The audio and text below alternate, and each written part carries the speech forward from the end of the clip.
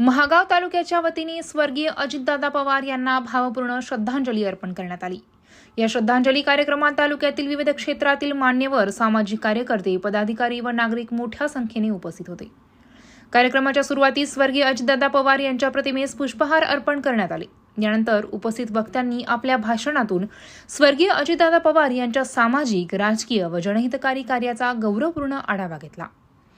त्यांच्या कार्यातून समाजाला दिशा मिळाली असून त्यांचे योगदान कायम स्मरणात राहील असे भावनिक उद्गार यावेळी काढण्यात आले।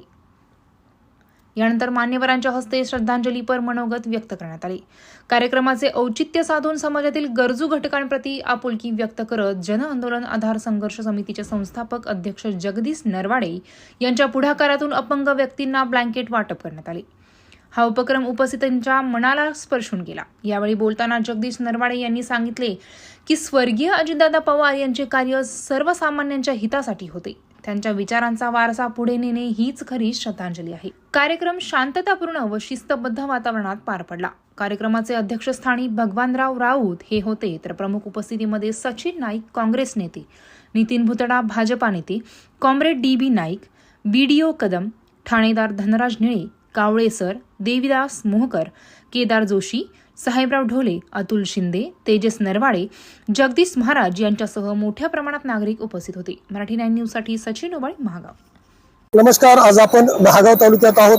3 दिवसापूर्वी महाराष्ट्रामध्ये जी दुःखद घटना घडली, महाराष्ट्र राज्याचे कर्तृत्ववान उपमुख्यमंत्री माननीय अजितदादा पवार यांचा विमान अपघातामध्ये मृत्यू झालेला आहे आणि ठिकठिकाणी त्यांना श्रद्धांजलीपर कार्यक्रम ठेवण्यात आलेला आहे। आज महागाव जनतेच्या वतीने अजितदादांना श्रद्धांजली देण्यासाठी छत्रपती शिवाजी महाराज चौकामध्ये श्रद्धांजलीपर कार्यक्रम ठेवण्यात आलेला आहे। आज आपल्यासोबत काही नागरिक आहेत। महाराष्ट्राचे लाडके उपमुख्यमंत्री माननीय अजितदादा यांचं विमान दुर्घटनेत निधन झालं आहे। अतिशय दुर्दैवी घटना घडली, काय वाटतं? अजितदादा गेल्याने त्यांच्या पवार कुटुंबियाचं नुकसान झालं, पण त्याहीपेक्षा महाराष्ट्राचं फार मोठ्या प्रमाणात नुकसान झालं।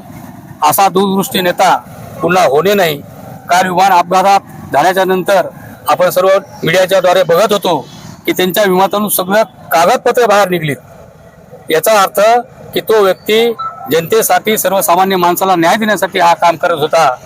अजितदादा गेल्यानं ती पोकळी कधीही भरून निघणार नाही। त्यानिमित्त महागाव तालुक्याच्या वतीनं, नागरिकाच्या वतीनं आज या ठिकाणी आम्ही श्रद्धांजलीचा कार्यक्रम आयोजित केला। त्या श्रद्धांजलीच्या कार्यक्रमाला तालुक्यातील सर्व मान्यवरांची उपस्थिती होती। महिलांना दादांच्या श्रद्धांजलीच्या प्रित्यर्थ यांना ब्लँकेटचं जन आंदोलन आधार संघर्ष समितीच्या वतीनं वाटप करण्यात आलं। अतिशय भावनिक हा कार्यक्रमामध्ये या लोकांना दादाचं जे स्वप्न होतं, सर्वसामान्य माणसाला न्याय मिळण्याचं, नुसतं श्रद्धांजली अर्पण न करता आम्ही जन आंदोलनाच्या माध्यमातून सर्वसामान्य गोरगरीब लोकांना, ते तुम्ही पाहता, अशांना ब्लँकेटचं वाटप केलं। महाराष्ट्राचे कणखर मुख्यमंत्री ज्यांचं एक विमान अपघातात निधन झालं, अतिशय दुर्दैवी घटना जी आहे घडलेली आहे, काय सांगाल? राज्याचे उपमुख्यमंत्री, महाराष्ट्राचं कुशल नेतृत्व, ज्यांची ओळख अजात शत्रू अशी होती, असे अजितदादा पवार यांचं विमान अपघातात दुःखद निधन झालं आहे। निश्चित त्यांच्या निधनानं संपूर्ण महाराष्ट्राचंच नाही तर देशाचं अपरिमित नुकसान झालं आहे। कारण एक व्हिजन असलेलं नेतृत्व, एक विकासाची दृष्टी असलेलं नेतृत्व आणि महाराष्ट्रामध्ये मागच्या अनेक वर्षापासून राजकारणामध्ये ज्यांनी आपली वेगळी छाप त्या ठिकाणी निर्माण केली होती, असं नेतृत्व ईश्वरानं आपल्यातून हिरावून घेतलाय आणि निश्चित त्याची अपरिमित हानी ही अख्ख्या महाराष्ट्राला होणार आहे।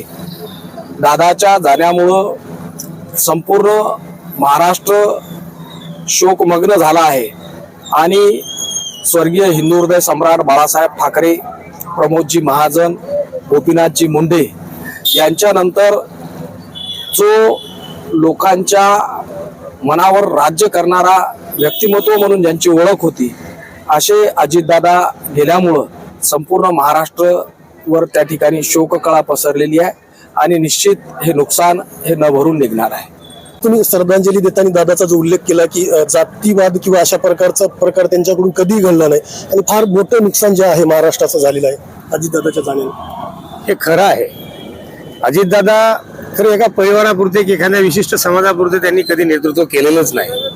सर्वांनी त्यांच्या प्रशासकीय कामातून अनुभव घेतलेला आहे आणि आज दादा गेल्याची जी हळहळ आहे ती कुणी कृत्रिमरित्या नाही आहे. खरोखर सर्वांनाच वाटते, सर्व स्तरातील समाजात कुठलाही घटक असो सर्वांनाच वाटते की हे दादा आमचे दादा होते. त्यांच्या कामाची जी ओळख होती, काम करण्याची जी पद्धत होती, त्यांनी जात पात लिंगभेद धर्मभेद कुठला न पाळता महाराष्ट्रात मध्ये आपण बघितलं गेल्या 40 वर्षापासून दादाची जी समाजसेवा होती ती खऱ्या अर्थानं धर्मनिरपेक्ष होती. पण पाहतो की तुम्ही काँग्रेस सारख्या मोठ्या राष्ट्रीय पक्षाच्या वरच्या लेवलवर काम करता आणि दादासोबत तुमची भेट झालीच असेल कामानिमित्त, तर काय आठवणी असतील तुमच्याकडे दादाच्या? अजित दादा एक प्रखर असं व्यक्तिमत्व होतं, शिस्तप्रिय होते आणि नियमाने चालणारे व्यक्ती होते. समय सूचकता त्यांच्याकडे होती आणि एक अत्यंत अनुभवी असं राज्याचं नेतृत्व आपलं हरवलं आहे. पुढचे किमान 15-20 वर्ष दादांचे या राज्यासाठी सत्कर्मी लागले असते, हा महाराष्ट्र आणखीन प्रगतीपथावर गेला असता. एक महाराष्ट्राचे कर्तृत्ववान मुख्यमंत्री जे आहेत अतिशय दुर्दैवी पद्धतीने त्यांचं निधन झालेलं आहे आणि आज जे शोकसभा ठेवली, काय सांगशाल? खरंच एक अत्यंत दुर्दैवी असा प्रकार, जे कल्पनेच्या पलीकडली घटना परवाला घडली. या महाराष्ट्राचे उपमुख्यमंत्री, खरं म्हणजे या तालुक्यामध्ये सर्व पक्षीय सर्व समाज मिळून आपण पाहू शकता की महाराष्ट्राचे कर्तृत्ववान मुख्यमंत्री अजितदादा पवार यांचं विमान अपघातामध्ये निधन झालेलं आहे. अतिशय दुर्दैवी घटना जी आहे ती घडलेली आहे. यामुळे महाराष्ट्राचं मोठ्या प्रमाणात नुकसान झाल्याच्या प्रतिक्रिया ज्या आहेत नागरिकांनी आपल्या समोर व्यक्त केलेल्या आहेत. मराठी 9 न्यूजसाठी सचिन उबाळे, महागाव.